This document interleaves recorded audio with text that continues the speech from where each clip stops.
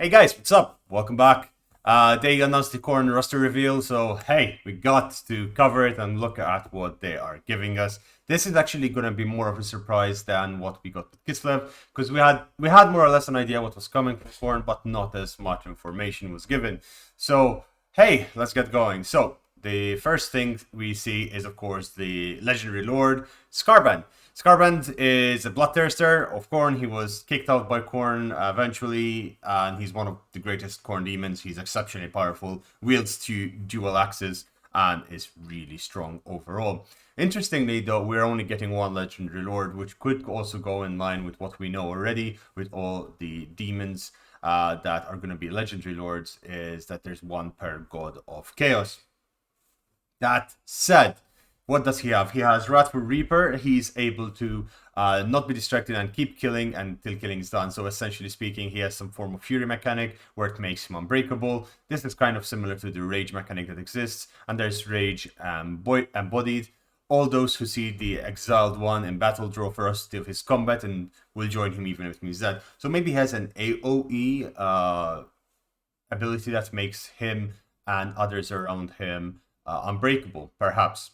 We see that there are going to be exalted bloodthirsters, and this looks cool as shit. I mean, look at that. Look at those wings. Look at those weapons.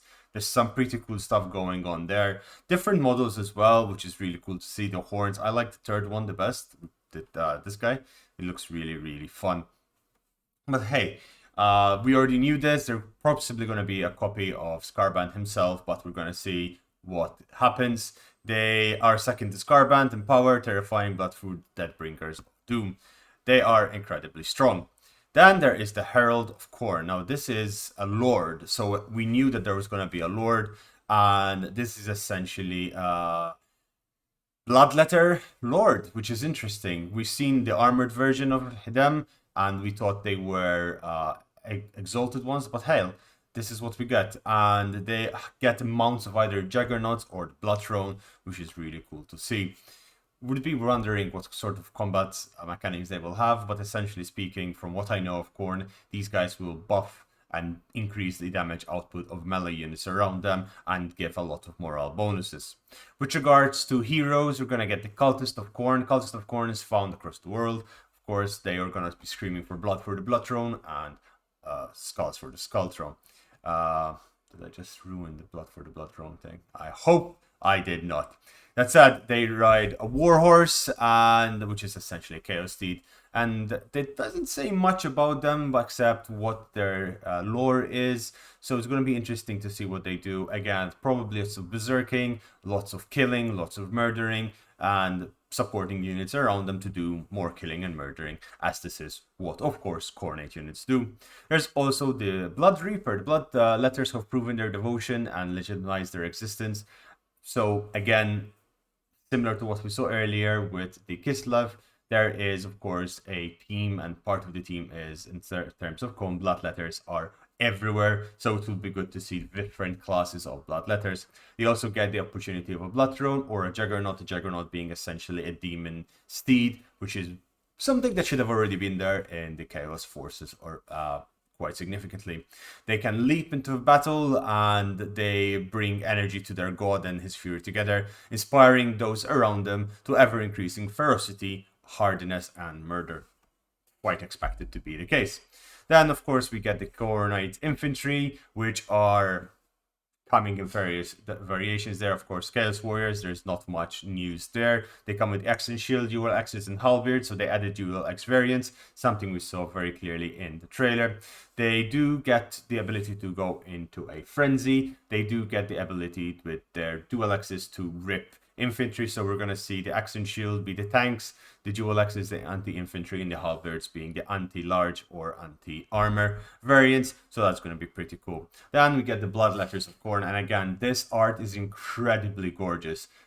CA has definitely done a really good job in bringing them to life in their game. And the Bloodletters of Khorne are just absolutely crazy. They are super powerful, they're endless in numbers, so they're going to be really strong to do. They're advancing pack of bloodthirsters, a fearful sight. So of course they're gonna have fear and terror. They're gonna gain more power the more they kill, which their hellblades makes them become stronger. So I would assume there will be something similar. We've seen this already in various units that have rage, where the more they kill, the more powerful their rage becomes. So they might have something similar to this. There's of course also the exalted bloodletters of Khorne, which are Khorne's chosen, the naked slayers, takers of skulls, deadly warriors. They have bigger, badder, and more murderous brothers and cousins of the bloodletters. They share the same traits, except they're stronger, hardier, and more powerful. They're a bit more expensive and come later in the tech tree, so essentially just an upgrade of what is already there. Khorne is a very vanilla chaos god, if you could say. It's very simple in concept: kill, faster, and harder. Gore Beast, Chariot of Khorne. We know what this is. We've seen it in action already. It's a reskin of the current Gore Beast. Gore Beasts are very strong. Gore Beast Chariots are incredibly powerful in the current Chaos roster, and of course they're not as close as powerful as the Shaggots, but here you go. They are ridden by those in Khorne in a constant frenzy from the thrill of the hunt. Puts them at disadvantage when it comes to defense. We already know this. Big target, easily shot at. However, they're the cheapest cavalry. Then there's the Blood Crushers of Khorne, and this is something I've been really looking forward to. Blood Crushers are basically bloodletters on demons. They're strong. They're very strong. They're very powerful, and this is potentially again seeing a movement from Warhammer 2, where cavalry wasn't that important, to where we see cavalry becoming a main aspect of the game in Warhammer 3. Becoming much more powerful. Lots of shock cavalry with Kislev. You need something to counter it in the terms of chaos. As of course, with Slanesh, we're going to get a lot of chariots, and with Zinch, we'll probably get a lot of high mobility units as well. So this is something that we're expecting. Technically, a demon riding another demon in battle, which is fun. They've worded it absolutely perfectly, and again, beautiful design. Very well. They're the most powerful human Skull Crushers of Khorne. Blast Crushers. Okay, Skull Crushers. This is the Skull Crushers.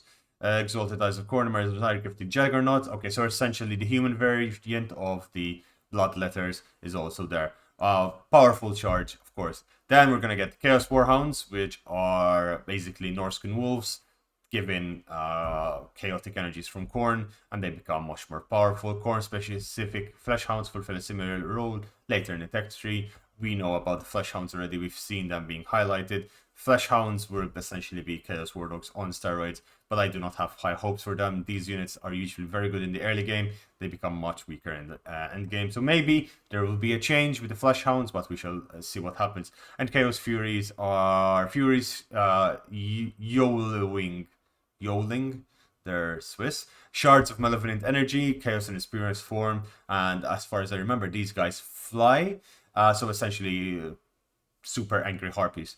They extremely lightweight flyers, so they're essentially harpies. I do not have hope for them. They're very good on the tabletop, but they are absolute trash in Warhammer usually, if they're similar to harpies in function. Harpies are very good in concept, very weak in execution, because they do get slaughtered quite easily in any form of combat, similar to the Felbats. Even Felbats, I believe, beat harpies, which is saying something. That said, they're lightweight flyers. They have the Mark of Khorne, gives them spell resistance, and more powerful charge over Furies dedicated to other gods. So they're stronger than other Furies. Then the Flesh Hounds of Khorne, I guess we said they're just super strong. Chaos Wolves, they're much bigger, they're better, they have much more spell resistance than normal demons, and you can call them cavalry, little cavalry light, as they're trying to use them. You'll never have to speak to them face to slavering teeth. Okay. Spawn of Khorne. Ooh, hello. This is something that is going to be interesting. I thought I saw it in the trailer and I was quite right, it seems. Chaos Spawn, but for Khorne. Even the most voted Chaos Spheres fights disfigured in an instant, his body wrecked with a multitude of debilitating mutations. Should Khorne continue to pile on his dubious gift, the recipient will evolve into a mindless, hideous creature known as Chaos Spawn. So Spawn of Khorne was essentially something that there is in the trailer, that you could see a singular a Chaos Spawn walking along with the Bloodletters, and I was like, that's going to be a unique monster on its own. So whereas Chaos Spawn come in a group of individuals, this one will come on its own. I'm really looking forward to see how that functions, because that can make Chaos Spawns really strong. Chaos Spawn themselves are unbreakable, and if they're given a bit more mass and made a bit larger and a single unit, whew, that's going to be really, really, really good. Now we're going to get the Minotaurs of Khorne, and this is fantastic. We're going to get Minotaurs inside, so Beastmen inside the Chaos Ranks. This is something that should always be. Beastmen, of course, are the true children of Chaos, and they should be represented as such. The Minotaurs of Khorne, a battlefield of meddling place, they're going to be fantastic. You get dual weapons, dual axes, and great weapons, so they're going to be similar to the Minotaurs of the Beastmen, but of course, we all know the Minoboss is the boss to be on, and hey, their skin is red. They're going to be crazy. They fueled by the scent of blood. Their power increases every slain enemy. This is something we see repeated a number of times. They're pledged to Khornes for their relentless need for flesh, meat, and armor piercing, fearless, and destructive.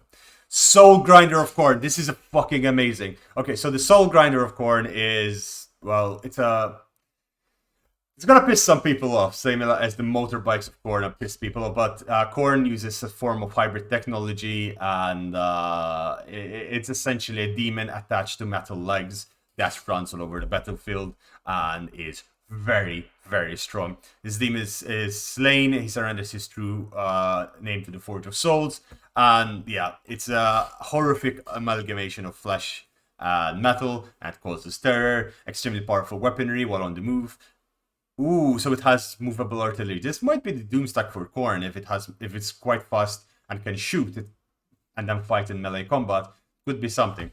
There is of course the Bloodthirster, which you can also recruit, and this is also something that is going to be quite often seen. That you're going to see Okoye doing the 19 Bloodthirster stack instantly. Come on, we know this. Notable characteristics: they can fly even on tethered wings. It's still flight. Flaming magical attacks that crown roast man, crush larger creatures, and destroy gates. It's one of the largest, most terrifying beasts on the battle. Has an advantage versus almost everything. So imagine super expensive, super difficult to recruit, but then incredibly powerful.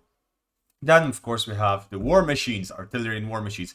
Khorne's roster looks absolutely fantastic till now. Way better than the Kislev roster, because it is more fleshed out, has more unique characteristics than I expected it to. The Blood Shrine of Khorne, we've seen this, is just a near living chariot that grinds lesser creatures under its wheel. We've seen it, there was a lot of reaction about it, but what I'm really excited about is the Skull Cannon, which is essentially a motorbike with a cannon on top and a couple of demons laughing hysterically as they kill everyone. Also, the designs look absolutely gorgeous. Khorne's answer to battlefield artillery is a deadly force in melee combat. Of course, harvest the skulls of enemy for more ammo once locked in combat. Can fire and keep. So essentially, there's a replenishment of ammo the more you kill. And this is very interesting because you use the ammunition to weaken some units, run into them, kill a lot, recharge, and run away. So that's something that we're definitely going to enjoy. Ladies and gentlemen, this has been it. I now will wish you a good day. If you have any questions or want to discuss something, come to my live stream tonight or any other night if you're watching this later. And also leave a comment down below. If you're new to this channel, please do consider subscribing or leaving a like or a comment. Does always help. Have a lovely day, guys, and I'll see you again very soon. Bye bye, take care, and see ya!